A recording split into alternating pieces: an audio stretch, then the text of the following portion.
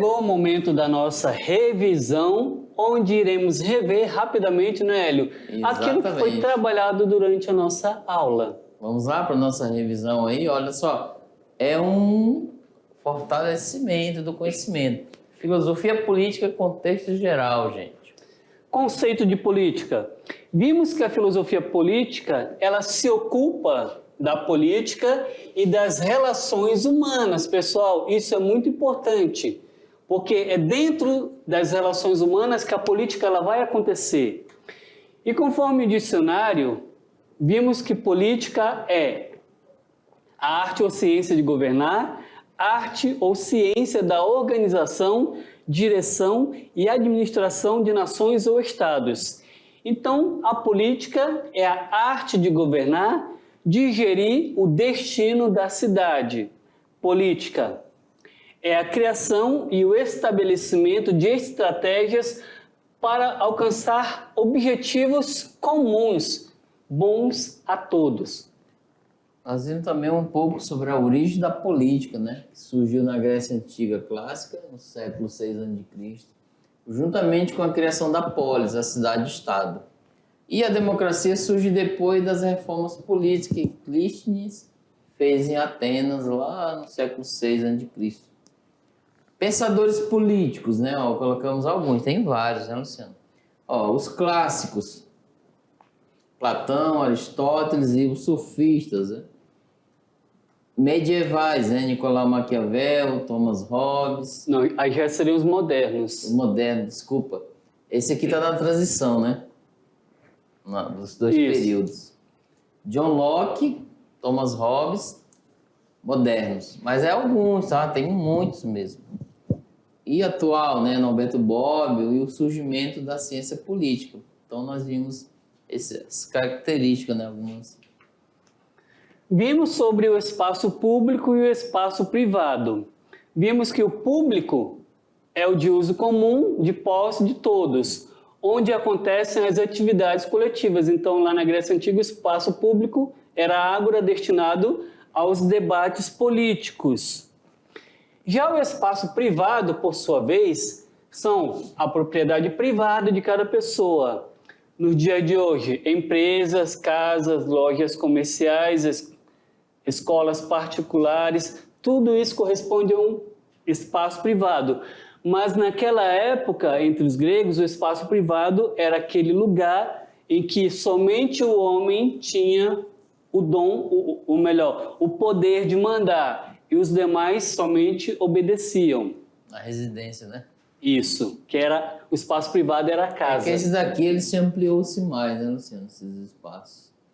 De certa forma, quem manda ali, né? O proprietário da empresa, etc. Espaços públicos livres e espaços públicos com restrições. Tem, né, Luciano? Tem. Tem alguns, por exemplo, eu não posso adentrar num espaço público, por exemplo, da justiça sem camiseta, né? Ou de bermuda, tem de chinelo. limitações. E deve respeitar, gente, por questão de coro moral, né? E até aquilo que a gente já falou em outra aula, a forma como a gente deve se dirigir às pessoas, usando a linguagem culta e a informal. Nós vimos também sobre a importância da política para os dias atuais. A política faz parte do dia a dia e diz respeito, sobretudo, às escolhas que fazemos e conquista de direitos de cidadania. Além do mais, fazemos política a todo momento. Afinal, precisamos tomar decisões que afetam a coletividade a toda hora, não só você, né? Não se interessar por política significa deixar que outras pessoas, muitas vezes mal intencionadas, tomem decisões por você. Por isso é legal você participar de alguma maneira, né? Política foi criada para o quê? Regular conflitos, né? De certa forma. E agora, pessoal, vocês irão para a atividade de sala. Olha o quadro lá, mostra o quadro aí para eles. Olha só, a atividade, gente, é um exercitar, Isso. né? Agora, ó, vocês tiveram... Nós jorramos alguns conceitos bem rápidos sobre política, como um todo. Bem rápido, breve, né, Luciano?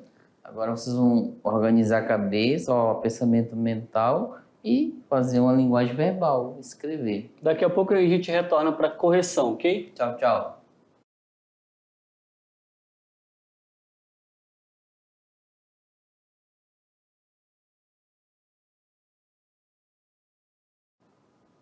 Oi! Ó, tirando dúvidas, será que responderam?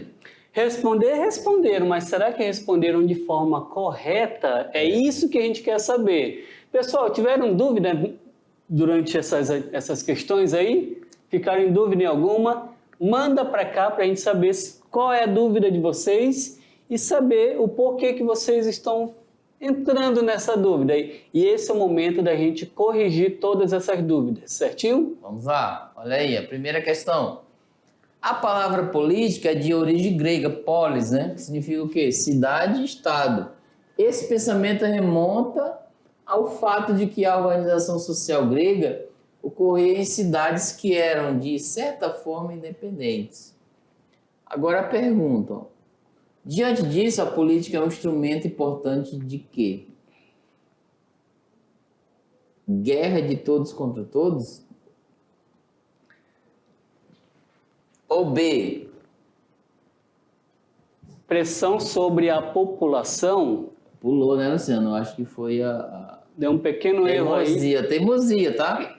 Ó, a pressão, né, sobre a população, será? Ele estava pressionado fazendo essa aula. Ou C, fechamento das liberdades adquiridas. Ou seria a alternativa D, música assim como um violão. Olha, os professores de arte, né, olha aí. Professor Alexandre. Ou E, representação de democracia. Então, assim, diante disso, a política é um instrumento importante de quê? E aí, o que vocês responderam? Pessoal, colocamos algumas questões aí que estão totalmente fora de contexto, já como uma forma de eliminação, né, Hélio? Isso, é. Vocês percebem, né, ó, representação, né, lá, fechamento da música assim como um violão, né? Será que a política é isso? Guerra de todos contra todos vai entrar no pensamento político de Hobbes, mas será que é isso? Pressão sobre a população. Será que a política ela quer somente isso? Pressionar a população. Um instrumento importante de quê, né? A política é um instrumento para quê? Então, acertou quem optou pela alternativa? Vamos lá? Olha Vamos aí. ver? E, gente, representação e democracia. Isso dentro do nosso cenário político, pessoal. Brasil. Vivemos num país democrático. Só que em outros países existem outras formas de governo. Então vai depender muito, esse conceito da democracia vai depender muito da localidade, do país, porque Brasil é uma democracia. Mas, por exemplo, se fosse dentro do contexto da Inglaterra, seria o quê? Diferente, né? Mas a gente traz as perguntas para vocês se identificarem e complementar, né, a linha de conhecimento ou firmar, né, mais ainda o que vocês aprenderam dentro da aula, tá? Segunda questão, vamos lá. Questão 2. Suponha que você está fazendo uma reflexão sobre sua casa, pensando assim: minha casa é o meu lar, um lugar onde tem o amor da família. Olha só, aqui a gente está falando da propriedade privada. Minha casa é o meu lar, um lugar onde tem o amor da família, proteção e aprendizado para a vida. Vivo conflitos com os moradores da casa, mas fazemos sempre as pazes. E esta casa, devo cuidá-la e conservá-la. Como também posso passar o dia fora estudando ou trabalhando, mas sei que ao retornar terei um lar, minha casa para me acolher e onde eu possa repousar. Então, minha casa é o meu lar, ou seja, ali é a minha propriedade privada. Diante desse enunciado sobre a casa e do contexto que envolve o espaço público e o espaço privado, pode-se dizer que minha casa é um lugar, alternativa A, Público. Querendo ou não, eu falei durante... Foi falar, tá bem fácil, né? Será que é o público a casa de vocês? Ela é um espaço público ou é um espaço que tenha somente uma latitude? Geograficamente falando, né? Ou é um ágora, né? Será que a ágora faz referência ao espaço privado? Ou a minha casa é um espaço privado?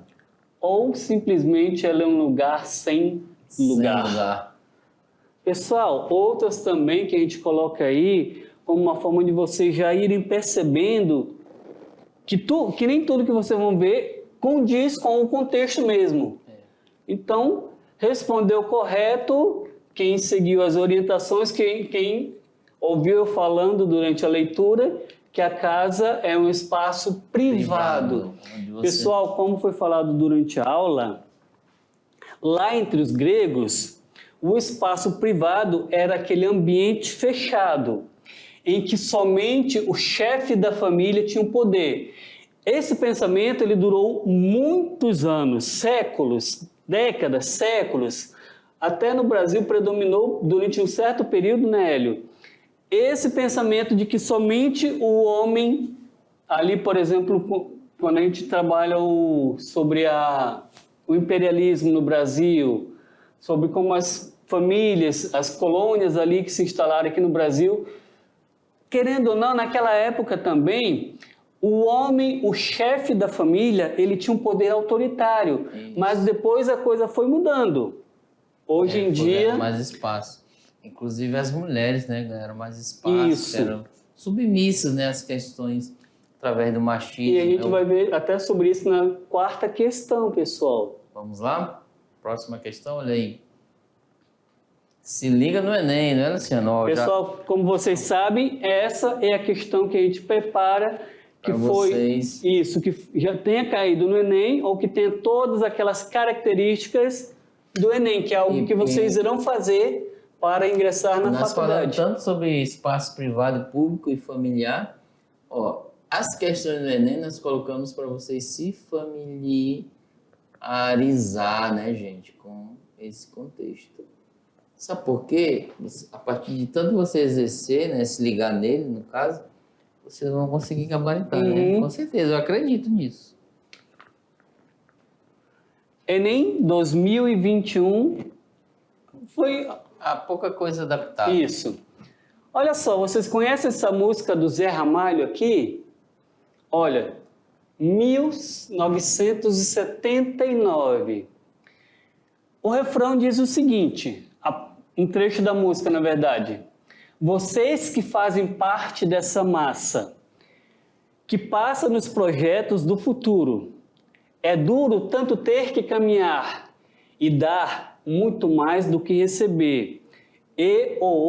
Vida de gado, povo marcado e povo feliz. Pessoal, eu não cantei, porque como cantor eu sou um ótimo professor, tá bom? Vamos lá. Qual o comportamento coletivo? Olha só, qual o comportamento coletivo é criticado no trecho da letra da canção lançada em 1979. Ele não faz um elogio, é uma crítica. Isso. Militância política? Será que seria isso daqui? Ou seria a letra B, um altruísmo religioso? Ou C, passividade social? Ou seria D, um autocontrole moral? Ou E, inconformismo eleitoral? Qual é a alternativa? E aí, qual que vocês marcaram? Diz aí pra gente. Tiveram dúvidas em alguma? E essa música é bem conhecida, né? Eu, pelo menos, eu ouço, né? Ela é muito legal. Eu gosto, tá, da temática. Ela faz uma... A melodia também, né? Me faz lembrar muitas coisas da minha vida, que eu vivi. É uma boa reflexão, não é? Isso. E a nossa vida, vocês sabem, né? Assim, são muito parecidas com as de vocês, gente. Não vão achar que é só a vida de vocês que tem algumas dificuldades. Não, todas as vidas têm suas especificidades no âmbito das dificuldades, tá?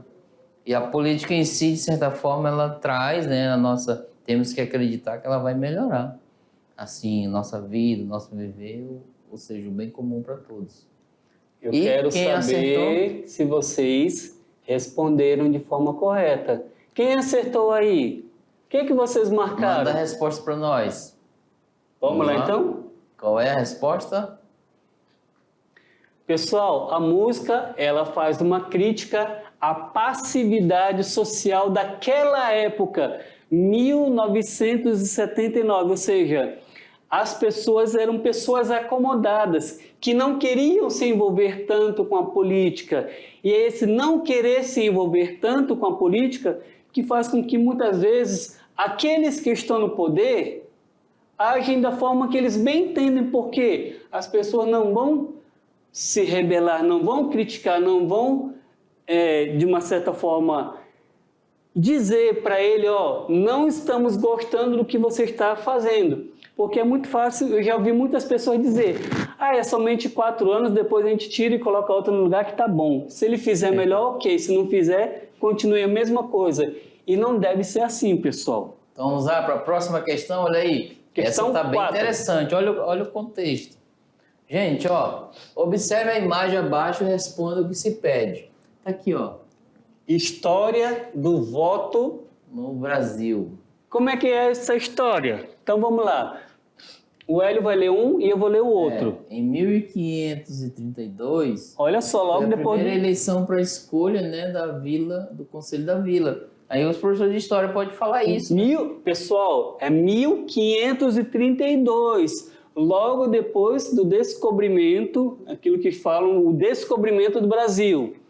Agora vamos dar um pulo para 1824. Os homens maiores de 25 anos, alfabetizados e ricos são obrigados a votarem. Olha só, uma obrigação, né? Homem de 25 anos, alfabetizados e ricos. Isso significa que o pobre ele não tinha direito ao voto. Para as meninas aqui, ó, 1932, as mulheres conquistam o direito ao voto. Então é somente a partir dessa mudança de 1932 que vocês, mulheres e as mães de vocês tiveram a oportunidade de votarem. Vamos dar um pulinho para 1983. Temos o início do movimento Direta Já, pedindo voto direto para governador e para presidente. Em 1988, o voto é obrigatório para homens e mulheres pela Constituição Cidadã.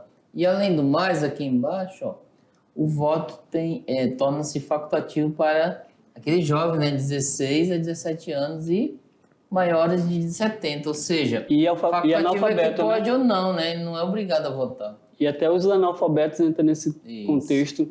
Pessoal, agora vamos dar um pulo para 1996. Estamos analisando a imagem, Isso. Né? Eleitores de 57 cidades tiveram o primeiro contato com a urna eletrônica. Se eu não me engano, pessoal, foi aí em 1996 que eu votei pela primeira vez. Olha aí, que legal, né? E em 2022, como nós colocamos em Você Sabia, né, o quadro, entre janeiro e abril deste ano, o país ganhou o quê? 2.042.817 novos eleitores entre 17 e 18 anos. 16 e 18 anos. Desculpa, 16 a 18 anos. Muito legal, gente. Ó, o direito ao voto no Brasil, ao longo da história, sofreu um crescimento positivo, favorecendo o quê? Os cidadãos dessa nação, né? Diante disso, escreva um breve texto expondo sua opinião sobre o direito ao voto para os jovens de 16 e 17 anos. Vocês concordam com isso? Discordam? O que vocês acham? Coloca os seus pontos de vista, né? Bem legal a gente saber. Entrar em comum acordo. Nós colocamos os nossos aí. Exatamente, né, dentro do nosso contexto filosófico, daquilo que a gente desenvolve durante as aulas. Mas a gente quer saber a opinião de vocês. Vocês concordam ou não? Escreva e manda para nós, aí coloca no grupo, tá? Quem que de vocês já pode votar? Vocês vão votar? Vocês vão manifestar alguma reivindicação? Então tem todas essas questões, pessoal. Então vamos lá, olha aí, a nossa opinião, gente. Talvez seja igual a de vocês. Resposta pessoal. Com certeza é um grande ganho para um país que buscou tanto o direito ao voto quanto a escolha de seus representantes. Bem como os jovens que irão, né, poder exercer a cidadania por meio de quê? Suas participações perante as urnas eletrônicas. Agora temos um material complementar, olha aí. Esse material complementar vocês vão ficar familiarizados, ou seja, vão adentrar com a notícia que colocamos, né? Isso mesmo. Para fortalecer mais a sua opinião. No site do TSE, né? Pode ir lá, vocês vão, né, não tem nem de cunho ideológico nem nada, apenas para conhecimento educacional. Então é a nossa aula, né, Luciano? Exatamente, a gente espera que vocês tenham gostado e a gente se encontra na próxima, ok? Tchau, tchau.